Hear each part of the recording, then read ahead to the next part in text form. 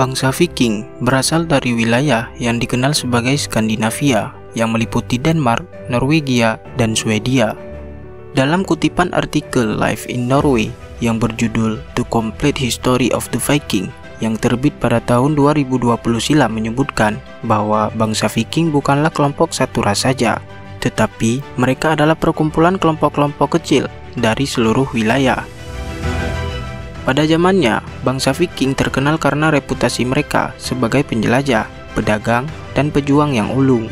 Pada era puncaknya, bangsa Viking juga berhasil menjelajahi dan mendirikan koloni di berbagai wilayah lainnya di Eropa, seperti Kepulauan Faroe, Islandia, dan Greenland. Bahkan mereka bisa mencapai daerah-daerah yang jauh seperti Britania Raya, Prancis, dan Rusia pada akhir abad ke-8. Namun dalam sejarahnya, bangsa Viking dikenal sebagai kelompok bangsa yang buruk oleh kebanyakan orang-orang Eropa. Mereka digambarkan sebagai manusia-manusia dari peradaban terbelakang, menyukai kekerasan dan kumuh.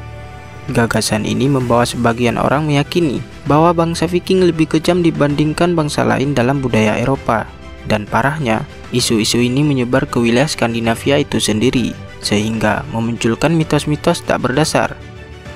Anders Winroth, seorang profesor sejarah Universitas Yale, sekaligus penulis buku The Age of the Vikings, mengatakan bahwa penggambaran yang dibesar-besarkan atau hiperbola ini adalah sesuatu kecenderungan dari tulisan-tulisan Eropa tentang kaum Viking. Sebagian mitos Viking yang diciptakan melalui kesalahan persepsi, misalnya anggapan orang Viking mengenakan helm bertanduk dan memiliki kebiasaan jorok.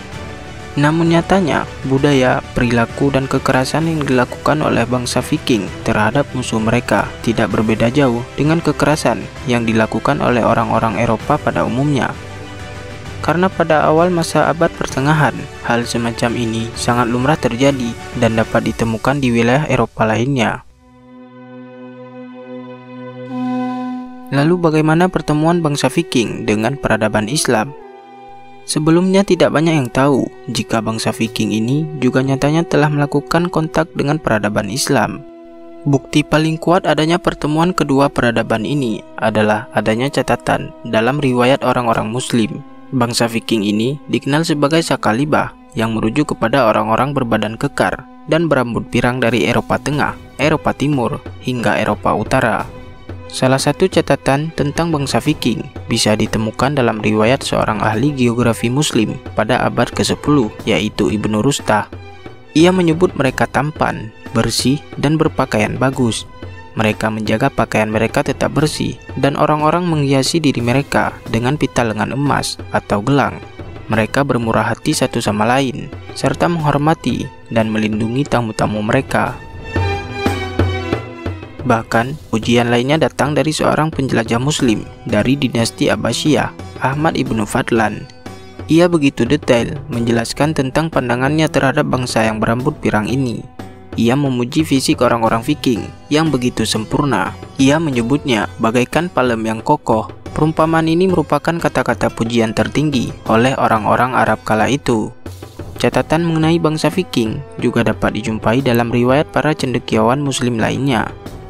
Meskipun belum diketahui persis tentang tujuan mereka bertemu, namun dari catatan mereka, setidaknya pandangan kita mengenai bangsa Viking yang digambarkan oleh kebanyakan cendekiawan Eropa secara liar bisa terbantahkan.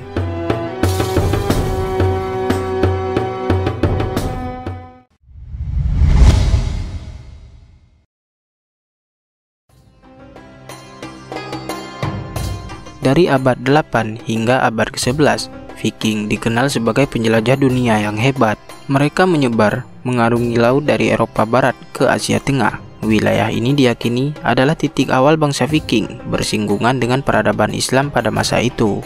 Meski bangsa Viking kini tidak lagi berdiam di Eropa Barat dan Timur, namun di kawasan tersebut, terutama wilayah yang dikuasai negara-negara Muslim pada masa itu, orang-orang Viking seperti menemukan pusat perdagangan yang melampaui harapan.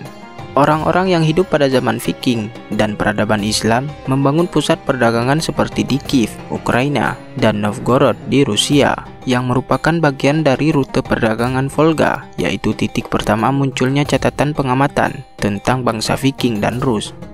Dalam perdagangan tersebut, dirham atau koin Arab membantu menstimulasi ekonomi di era Viking. Terlebih, mata uang dirham digunakan di Viking York dan Dublin antara abad ke-10 dan 12 sebagai mata uang yang umum.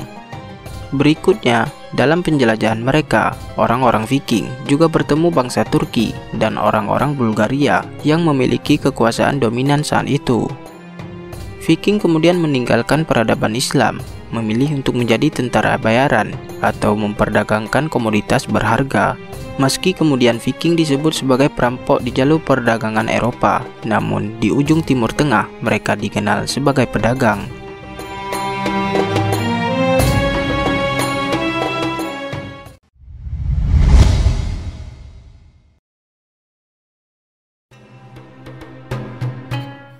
Pertemuan kedua peradaban ini juga bisa terjadi dengan adanya pergesekan, sebab pada masa itu perebutan atau penaklukan suatu wilayah sangat umum terjadi. Dalam satu catatan sejarah yang ditulis oleh Omar Mubaidin menyebut sebuah armada Viking mengangkut penduduk Lisbon, Sevilla, Cadiz, dan Algeciras dari Emirat Cordova serta Asilah di Maroko. Sebagai bentuk pembalasan, pasukan Arab menangkap armada Viking di sungai Guadalquivir dan menghancurkan 30 kapal.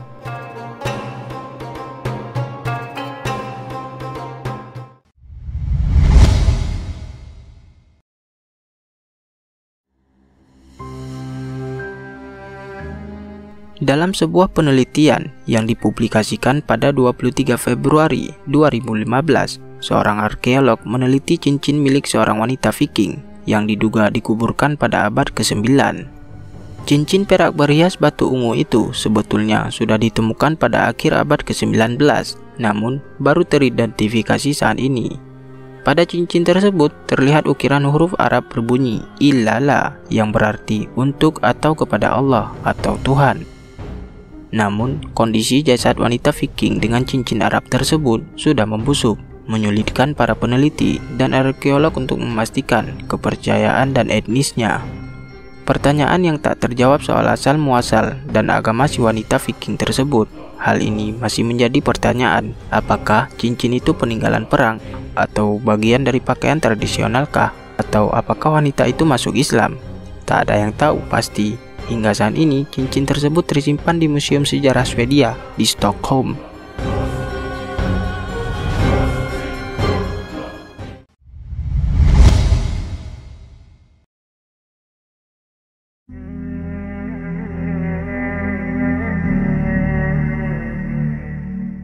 Bukti lain tentang pertemuan bangsa Viking dengan Islam, adanya catatan oleh ahli geografi Muslim pada abad ke-16, Amin Razi. Ia menuliskan, mereka orang Viking menganggap daging babi sebagai santapan yang lezat. Bahkan setelah mereka memeluk Islam, mereka masih mengkonsumsinya.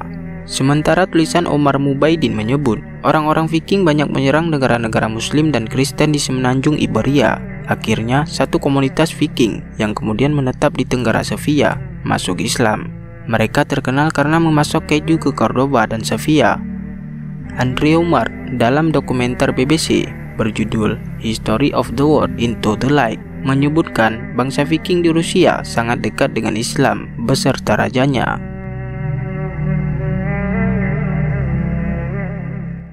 Itulah pembahasan kita mengenai bangsa Viking hingga bertemu dengan peradaban Islam. Terlepas ada pro dan kontra tentang pandangan sejarah mengenai bangsa Viking, namun setidaknya fakta ini bisa menunjukkan kekayaan budaya luas yang terdapat di tempat-tempat tak terjamah sekalipun.